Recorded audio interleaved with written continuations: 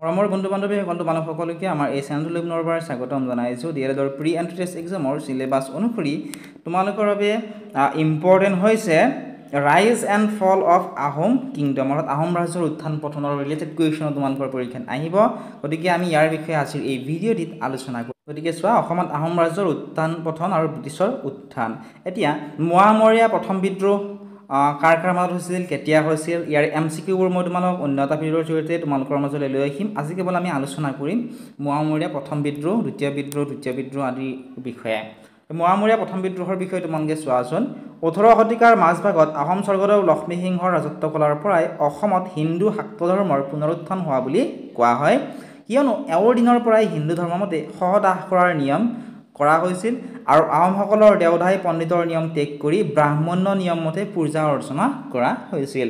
18 শতিকাৰ মাজভাগত আহোম স্বৰ্গদেউ লক্ষ্মীসিংহৰ যেতিয়া ৰাজত্বকাল চলি আছিল তেতিয়াৰ পৰাই অসমত হিন্দু শাক্ত ধৰ্মৰ পুনৰুত্থান হোৱা বুলি কোৱা হয়, কিয়নো তেতিয়াৰে পৰা অৰ্থাৎ 18 শতিকাৰ মাজভাগৰ পৰাই হিন্দু ধৰ্মমতে সহদাহ কৰাৰ নিয়ম, এতিয়া যেনেকৈ আমি আমাৰ হিন্দু ধৰ্মমতে কোনো লোকৰ মৃত্যু হ'লে কি কৰা হয়, এইটো দাহ কৰা অৰ্থাৎ দহন কৰা হয়। গতিকে সেই নিয়ম কৰা হৈছিল আৰু আহোমসকলৰ দেওধাই পণ্ডিতৰ যি নিয়ম আছিল সেয়া ত্যাগ কৰা হৈছিল আৰু ব্ৰাহ্মণসকলৰ নিয়ম মতে পূজা অৰ্চনা কৰা হৈছিল। সেই সময়ত অসমত বৈষ্ণৱপন্থী মহন্তসকলো সমাজৰ উচ্চ স্তৰৰ লোক হিচাপে বিবেচিত আছিল। আগৰ দিনত কি আছিল, উচ্চ স্তৰৰ লোক, নিম্ন স্তৰৰ লোক এতিয়াও দেখিবলৈ পোৱা যায়, মানে ভিন্নতা দেখিবলৈ এতিয়াও পোৱা যায়, উচ্চ স্তৰ নিম্ন স্তৰ এনেকুৱা ধৰণৰ। গতিকে সেই সময়ত অসমত বৈষ্ণৱপন্থী যিসকল মহন্তসকল আছিল তেওঁলোকক সমাজৰ উচ্চ স্তৰৰ লোক হিচাপে বিবেচিত কৰা হৈছিল। এদিন লক্ষ্মীসিংহ স্বৰ্গদেউ ৰাজসভাত থকা কীৰ্তিচন্দ্ৰ বৰুৱা নামৰ বিতৰ্কিত ঘোৰ শাক্তপন্থী বিষয়াই চেক বুজি মহন্তসকলৰ গুৰু মোৱামৰীয়া মহন্তক অপমান কৰিছিল আৰু এই অপমান কৰাৰ ফলত সেই যিসকল মহন্ত আছিল, যিসকল মানে সমাজৰ উচ্চ স্তৰৰ লোক হিচাপে বিবেচিত আছিল, সেই মহন্তসকল অতি ক্ষুণ্ণ হৈছিল আৰু তেনেদৰে অসমত প্ৰথম মোৱামৰীয়া বিদ্ৰোহৰ সূত্ৰপাত হৈছিল। এই বিদ্ৰোহৰ প্ৰথম অৱস্থাত ৰজাঘৰৰ পৰাজয় হৈছিল যদিও পিছলৈ বিদ্ৰোহীসকলে ৰজাৰ ওচৰত পৰাভূত হ'বলগীয়া হৈছিল আৰু এই বিদ্ৰোহৰ পাছতেই স্বৰ্গদেউ লক্ষ্মীসিংহৰ মৃত্যু হৈছিল। এনেদৰে আৰম্ভ হৈছিল মোৱামৰীয়া প্ৰথম বিদ্ৰোহ। এতিয়া মোৱামৰীয়া দ্বিতীয় বিদ্ৰোহৰ বিষয়ে আমি কিছু কথা আলোচনা কৰোঁ আহাচোন। মোৱামৰীয়া দ্বিতীয় বিদ্ৰোহ। লক্ষ্মীসিংহৰ মৃত্যুৰ পিছতে তেওঁৰ পুত্ৰ গৌৰীনাথ সিংহ আহোম ৰাজপাটত বহিছিল, অৰ্থাৎ মোৱামৰীয়া প্ৰথম বিদ্ৰোহৰ পিছত লক্ষ্মীসিংহৰ কি হৈছিল, লক্ষ্মীসিংহৰ মৃত্যু হৈছিল আৰু লক্ষ্মীসিংহৰ মৃত্যুৰ পিছতে আগৰ দিনত যিটো ৰাজতন্ত্ৰ প্ৰচলিত আছিল নে, দেউতাক থকালে কি হৈছিল, পুতেক সেয়া ৰজাৰ আসনত বহিব পাৰিছিল। গতিকে লক্ষ্মীসিংহৰ মৃত্যুৰ পিছত গৌৰীনাথ সিংহ আহোম ৰাজপাটত বহিছিল। এইজনা স্বৰ্গদেউ মোৱামৰীয়া মহন্তসকলৰ ঘোৰ বিৰোধী আছিল। এই যে গৌৰীনাথ সিংহ আছিল, এই গৌৰীনাথ সিংহ মোৱামৰীয়া মহন্তসকলৰ ঘোৰ বিৰোধী আছিল, কাৰণ তেওঁ ভাবিছিল যে এই মোৱামৰীয়া যিসকল মহন্ত আছিল সেই মহন্তসকলৰ বাবেই তেওঁৰ দেউতাকৰ মৃত্যু হোৱা বুলি তেওঁ ভাবিছিল আৰু ইয়াৰ বাবেই তেওঁ সেই মোৱামৰীয়া যিসকল মহন্ত আছিল তেওঁলোকৰ ঘোৰ বিৰোধী আছিল। ইফালে মোৱামৰীয়া মহন্তসকলেও প্ৰথমে বিদ্ৰোহত পৰাজিত হৈ মনে মনে তাৰ প্ৰতিশোধ ল'বলৈ বিচাৰিয়ে আছিল। 1782 খ্ৰীষ্টাব্দত মোৱামৰীয়াসকলে সেই সুযোগ লাভ কৰিছিল। বিদ্ৰোহীসকলে এদিন নিশা আহোম ৰাজধানী গড়গাঁও আক্ৰমণ কৰিছিল। আহোমসকলৰ ৰাজধানী কি আছিলে, গড়গাঁও আছিলে। এইটো কুৱেশ্যন আহিব পাৰে, তোমালোকে নোট কৰি ল'বা, ঠিক আছে। নিশা কি কৰিছিলে, আহোমসকলৰ ৰাজধানী গড়গাঁও তেওঁলোকে আক্ৰমণ কৰিছিল আৰু আহোম স্বৰ্গদেউ গৌৰীনাথ সিংহই কোনোমতে প্ৰাণ ৰক্ষা কৰি পলাই গৈছিল আৰু পলাই যোৱাৰ পিছত বিদ্ৰোহীসকলে যাকে য'তে পাইছিল কাটি মাৰি তেওঁলোকে সন্ত্ৰাসৰ সৃষ্টি কৰিছিল।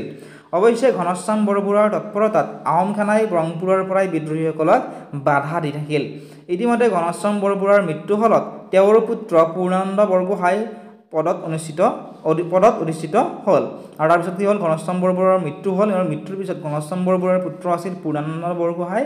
সেই পূৰ্ণানন্দ বৰগোহাঁই দেউতাকৰ যি পদ আছিল তেওঁ তাত অধিষ্ঠিত হ'ল আৰু পূৰ্ণানন্দ বৰগোহাঁয়ে কৌশলেৰে মোৱামৰীয়াৰ এই দ্বিতীয় বিদ্ৰোহকো দমন কৰিবলৈ সক্ষম হৈছিল আৰু এনেদৰেই অন্ত পৰিছিল মোৱামৰীয়াৰ দ্বিতীয় বিদ্ৰোহ।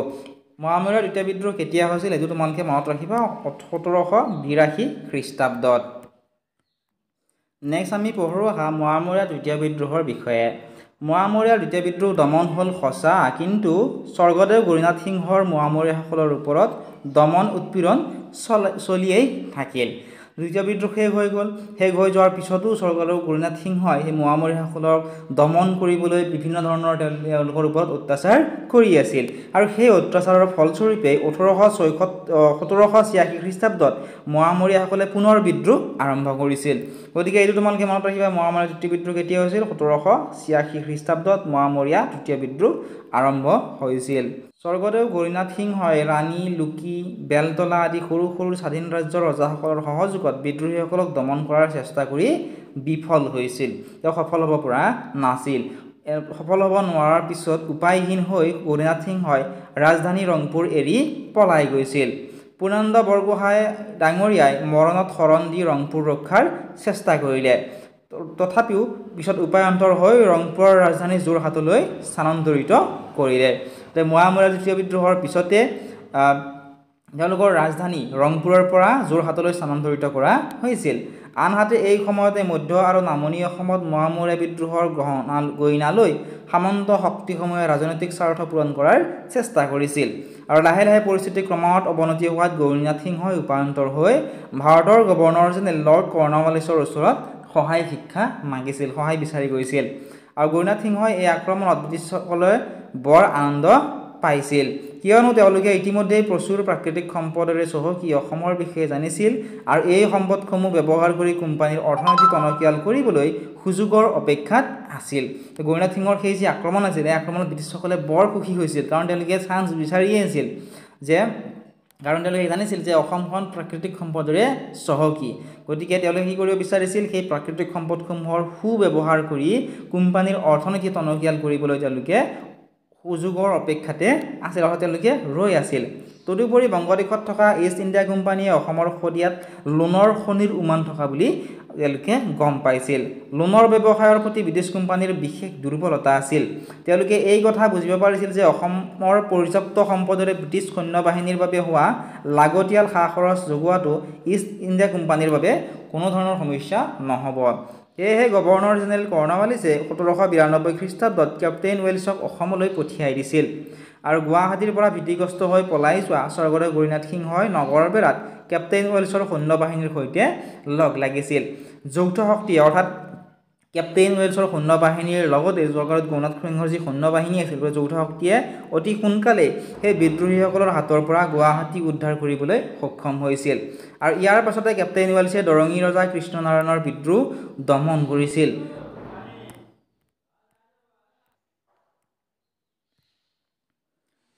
ক্ৰমান্বয়ে কেপ্টেইন ৱেলছে নামনি আৰু উজনি অসমৰ বিদ্ৰোহ দমন কৰি গৌৰীনাথ সিংহক অসমৰ শাসনভাৰ গতাই দিছিল। উল্লেখযোগ্য যে লৰ্ড কৰ্ণৱালিছৰ পৰৱৰ্তী গভৰ্ণৰ জেনেৰেল ছাৰ চৰৰ দিনত হোৱা বৈদেশিক নীতিৰ সালসলনিৰ ফলত কেপ্টেইন ৱেলছ 1794 খ্ৰীষ্টাব্দত নিজৰ দেশলৈ প্ৰত্যাৱৰ্তন কৰিছিল। আৰু ইয়াতে চোৱাচোন মানৰ প্ৰথম আক্ৰমণৰ বিষয়ে কিছু কথা ইয়াতে উল্লেখ কৰিছে। এতিয়া চোৱা মানৰ প্ৰথম আক্ৰমণ। তোমালোকে অসমত মানৰ আক্ৰমণৰ বিষয়ে ককা আইতাৰ মুখত নাইবা অন্যান্য পুথি পঢ়ি নিশ্চয় তোমালোকে জানিব পাৰিছা, হয়নে? মানৰ অসম আক্ৰমণ কিমান ভয়াৱহ আছিল, মানৰ ভয়ত মানুহে ঘৰৰ পৰা বাহিৰ ওলোৱা নাছিল, হয়নে? মানসকল আছিল ব্ৰহ্মদেশৰ লোক। আৰু ব্ৰহ্মদেশক বৰ্তমান কি নামেৰে জনা যায়? ম্যানমাৰ নামেৰে জনা যায়। এইটো তোমালোকে লিখি ল'বা, নোট কৰি ল'বা। ব্ৰহ্মদেশক বৰ্তমান ম্যানমাৰ নামেৰে জনা যায়। ব্ৰহ্মদেশৰ প্ৰকৃত নাম আছিলে বাৰ্মা বা বৰ্মা, এইটো তোমালোকে নোট কৰি ল'বা। আৰু অসমখন এসময়ত এওঁলোকৰ হাততে শ্মশানত পৰিণত হৈছিল। মানৰ দিন বুলি ক'লে মানৰ অসম আক্ৰমণৰ বহু বছৰ পাছলৈকে মানুহৰ ভয়তে পেটত হাত ভৰি লুকাইছিল, কাৰণ তেওঁলোকৰ কোনো ধৰণৰ দয়া মমতা নাছিল। যাকেই য'তে পাইছিল মাৰি কাটি লুটি সকলোবোৰ শেষ কৰি পেলাইছিল। আৰু মান বুলিয়েই কিছুমান দেশীয় মানুহ যিসকল মানুহ আছিল তেওঁলোকেও মান বুলি গৈ বহুতো মানুহক লুটপাট চলাইছিল। সেইকাৰণে মানৰ অসম আক্ৰমণ বুলি ক'লে বহুতো মানুহৰ বিশেষকৈ ককা আইতাহঁতৰ পেটত হাত ভৰি লুকাইছিল। কেপ্টেইন ৱেলছে অসমত শান্তি স্থাপন কৰি যোৱাৰ পাছতো ইয়াত কেইবাটাও আভ্যন্তৰীণ বিদ্ৰোহ দেখা দিছিল। কেপ্টেইন ৱেলছে তেওঁ আহি অসমত শান্তি স্থাপন কৰি গৈছিল, তাৰপিছতো বহুতো আভ্যন্তৰীণ বিদ্ৰোহে দেখা পোৱা গৈছিল। ইয়াৰ উপৰি মানৰ অসম আক্ৰমণ আছিলে উল্লেখযোগ্য ঘটনা। মানৰ অসম আক্ৰমণৰ মূলতেই আছিল আহোমৰ উচ্চপদস্থ বিষয়া বৰণচন্দ্ৰ বৰফুকন আৰু পূৰ্ণানন্দ বৰগোহাঁইৰ মাজৰ ক্ষমতাৰ দ্বন্দ্ব। অৰ্থাৎ মানৰ অসম আক্ৰমণ কিয় হৈছিল? মানৰ সমকৰণ হৈছিল আহোমৰ উচ্চপদস্থ বিষয়া বৰণ চন্দ্ৰ বৰফুকন আৰু পূৰ্ণানন্দ বৰগোহাঁইৰ মাজত থকা ক্ষমতাৰ দ্বন্দ্ব। বৰণ চন্দ্ৰ বৰফুকনে মানুহসকলক অসমলৈ মাতি আনিছিল। তোমালোকে মনত ৰাখিবা। এই সময়ত আহোম ৰাজপাটত বহিছিল কোমল বয়সীয় চন্দ্ৰকান্ত সিংহ। আশা কৰিছোঁ এই ভিডিঅ'টোৰ পৰা অলপমান হ'লেও তোমালোকে উপকৃত হ'লা। সম্পূৰ্ণ ভিডিঅ'টো তোমালোকে আমাৰ এপত পাবা। যিসকল বন্ধু বান্ধৱী এপটো ডাউনলোড কৰি লোৱা নাই, এতিয়া ডিছক্ৰিপশ্যনত দিয়া লিংকত ক্লিক কৰি এপটো ডাউনলোড কৰি ল'বলৈ নাপাহৰিবা।